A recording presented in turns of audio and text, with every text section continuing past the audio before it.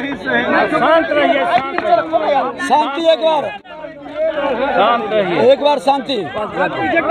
देखिए, ये शिक्षण संस्थाओं में शेड्यूल कास्ट, शेड्यूल ट्राइब और अन्य पिछड़ा वर्ग के लोगों के लिए नामांकन में आरक्षण का विषय था।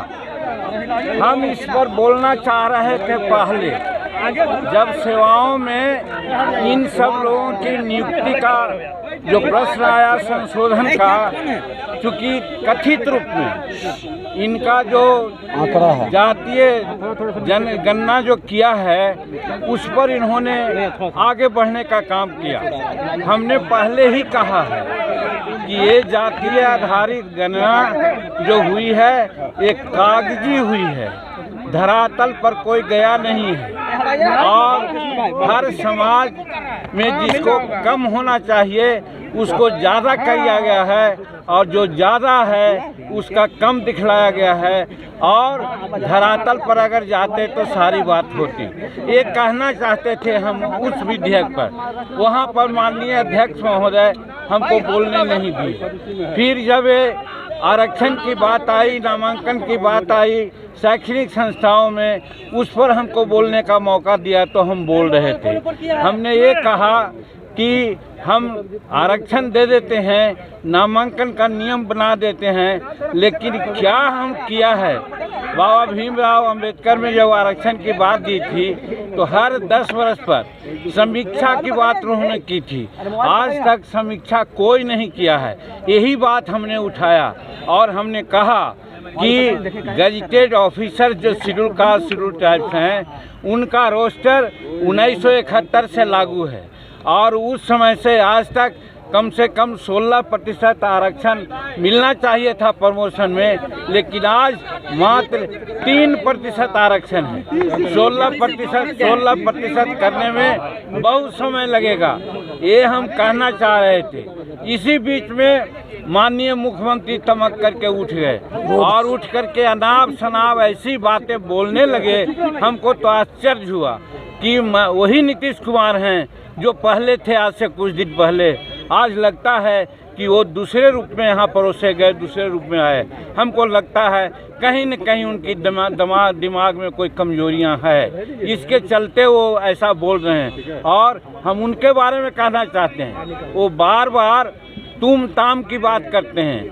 आप जोड़ लीजिए 1985 में वो विधायक बने, हम 1980 से विधायक हैं, उम्र में वो 74 साल के हैं, उम्र में हम 80 साल के हैं। तो वैसी परिस्थिति में तुम ताम करना कहाँ का उचित है, उसमें भी विधानसभा में। इसलिए हमको लगता है कि मानसिक संतुलन वो खो बैठे हैं, इसलिए वो ऐसा करते हैं। पहली बात। दूसरी बात, एक बार कहते हैं हमने तुमको मुख्यमंत्री बनाया। देहात में कहा जाता है कि भले भेड़िया सिर मुड़ाती है, उसको दोहे में चुचुअत होती है, कीड़ा काटता है तो वो सिर मुड़ाता है। उसी प्रकार से नीतीश कुमार 2014 में हार गए, सब लोग कहने लगा नीतीश कुमार इस्तीफा दो, इस्तीफा दो। अपनी लाज बचाने के लिए एक सीधा साधा आदमी को मुख्यमंत्री बनाने का काम किया। जीतन मांझी को उन्होंने अंडर एस्टिमेट किया था, समझ लिया था कि ये तो भुइयां मुसहर का परिवार है, हम जो कहेंगे वो करेगा। आप लोग भी इसका गवाह हैं कि 2 महीना तक मुख्यमंत्री के रूप में उनकी बातें हमने कही। आप लोगों ने कहा कि जीतन मांझी रबर स्टैंप हैं, जीतन मांझी रिमोट से चल रहे हैं। सही बात है, हम आपको धन्यवाद देते हैं।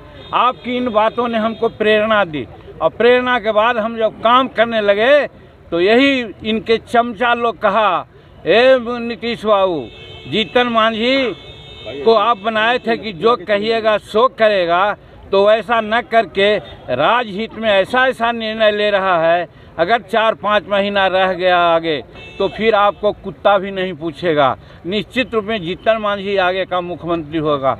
तब इसको हटाने के लिए इन्होंने क्या क्या नहीं किया।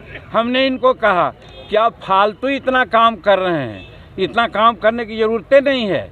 2005 में आपने हमको मंत्री बनाया था और लोगों ने कहा कि एक दागी मंत्री आ गया है, तो 4 घंटा के अंदर हमने इस्तीफा दे दिया था। अगर आप चाहते कि मुख्यमंत्री पुनः हम बनना चाहते तो हम इस्तीफा दे देते, इसमें कहीं कोई दो बात नहीं। लेकिन ये बहुत लोगों के कहने पर क्या क्या उसमें कारगुजारी की आप लोग सब लोग जानते हैं। तो कहने का मेरा मतलब है कि नीतीश कुमार हमको बहुत हम योग्य थे इस समझ करके नहीं बनाया। उन्होंने बनाया कि जीतन मांझी भुइयाँ जात और मूसर जात सीधा होता है, हम जो कहेंगे वो करेगा। लेकिन हम 9 महीना में जो किया आपके सामने है। और आज जब हम विधानसभा में आरक्षण पर बोलने की बात किया, हम अगर न बोलते तो कौन बोलता। आज हम 43 वर्ष से यहाँ का सदस्य हैं, मुख्यमंत्री के पद पर रह करके और मंत्री पद पर रह करके, राज्य मंत्री के पद पर रह करके, उप मंत्री के रह करके हमने जो अनुभव किया, अनुभव शेयर करना चाहते थे। और शेड्यूल कास्ट, शेड्यूल ट्राइब्स को उचित हक मिले, इसी के लिए हमने कहा कि आज 16% आरक्षण है। लेकिन आप जानते हैं कि कितना आरक्षण लाभ है और कितना लोग लाभान्वित हुआ है। आज हुआ है 7% आरक्षण है, इसको कौन देखेगा। आज 15 साल से ही हैं, इनके बड़े भाई छोटे भाई भी 15 साल से, 30 साल से आज 75, 73, 74 वर्ष हो गया।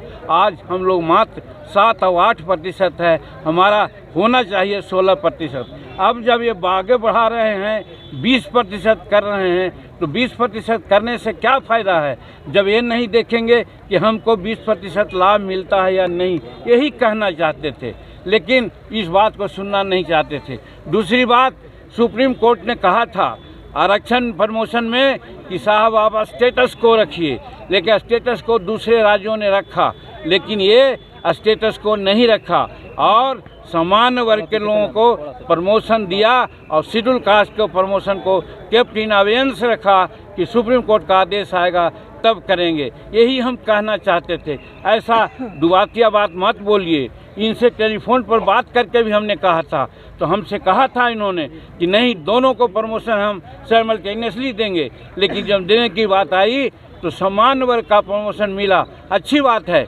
उनका हम विरोध नहीं करते हैं। लेकिन साथ साथ शेड्यूल कास्ट का भी आरक्षण होना चाहिए था, जो नहीं हुआ। यही कहना चाहते थे।